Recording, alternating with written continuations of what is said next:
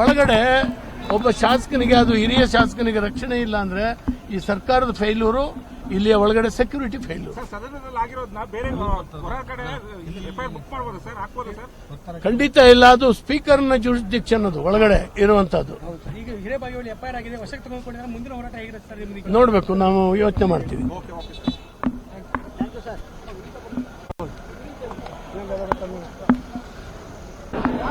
ಇವತ್ತು ಸಿಟಿ ರವಿಯವರು ಬಂಧನ ಆಗಿದೆ. ಉತ್ತರ ಕನ್ನಡ ಭಾಗ ಚರ್ಚೆಗಳಾಗಲಿಲ್ಲ. ಈ ಗಲಾಟೆಯನ್ನ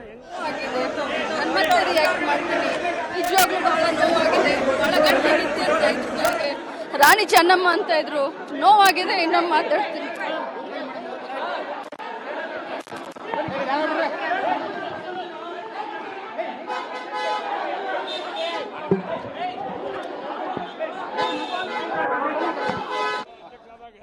ಅವ್ರು ಬಿಜೆಪಿ ಯೋಜನೆ ಅಧ್ಯಕ್ಷ ಆಗಿದ್ರು. ಅವಾಗ ಬಿಜೆಪಿ ಅಧ್ಯಕ್ಷ ಆಗಿದ್ರು ದಿನೇಶ್ ಗುಂಡೂರಾವ್ ಸಾಹೇಬ್ರೆ. ಬಟ್ ರಾಜಕಾರಣದಾಗ ಹೆಂಗ್ ತಪ್ಪು ಮಾತಾಡ್ತಾರೆ ಗೊತ್ತಿಲ್ಲ. ಆ ರೀತಿ ಮಾತಾಡಿದ್ರೆ ಅವ್ರು ಕ್ಷಮೆ ಯಾತ್ರೆ ಮಾಡ್ಬೇಕಂತ ಒತ್ತಾಯ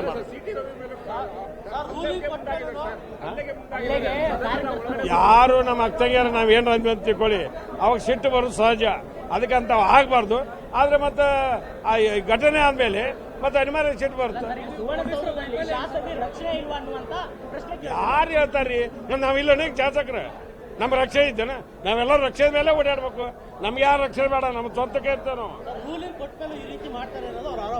ಯಾರ್ದು? ಹೇಳ್ತಾರೆ ಬಿಡಿ. ಅವ್ರು ಬಿಜೆಪಿ ಹೇಳೋದು ಸುಳ್ಳು ಹೇಳಕ್ಕಿರೋದು.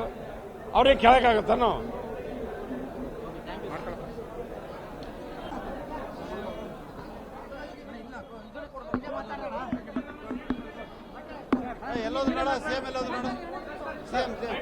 ಸದನದಲ್ಲಿ ಮಾತಾಡ್ಸಿ.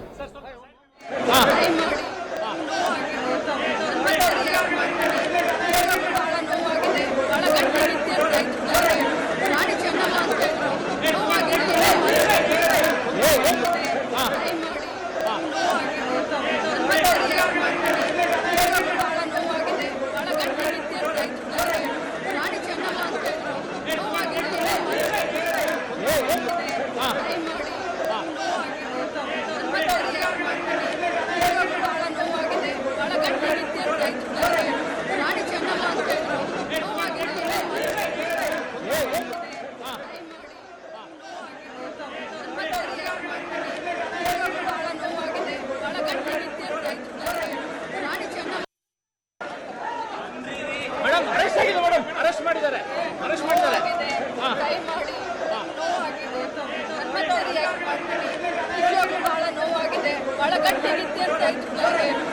ಚೆನ್ನಮ್ಮ ಅಂತ ಇದ್ರು, ನೋವಾಗಿದೆ.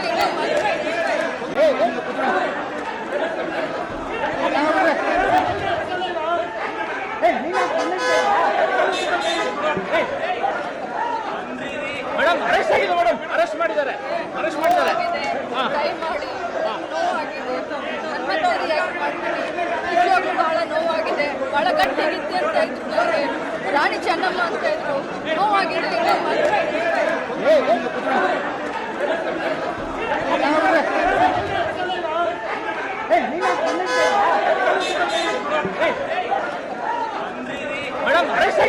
ಅರೆಸ್ಟ್ ಮಾಡಿದ್ದಾರೆ.